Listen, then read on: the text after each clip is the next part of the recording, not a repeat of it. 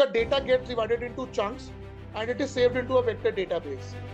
But then through similarity search, vector search, it will also find out what all documents are having similar chunks as per your prompt. And from there, LLM will start augmenting that information along with its own information and generate the response. Once the RAG is built, then you can optimize it through different chunk sizes, chunk overlaps, or you can experiment with different vector databases as well, which offer you different vector similarity searching techniques as well. So it can be, say, HNSW, it can be AMM, cosine similarity, simplest one, all of that. So this is the workflow that you have to take care of.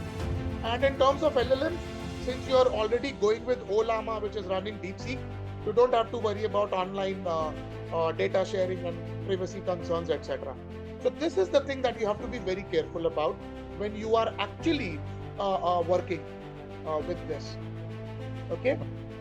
So just one thing, like from the vector DB, how are we connecting with LLM? How the LLM is going to take the vector DB? How are we connecting that? So what happens is, sir, that every vector DB, you first have to connect it with your code. So for example, VB8 is a cluster-based vector database. So once you set up a VB8 cluster, you will get a cluster endpoint along with the VB8 API key.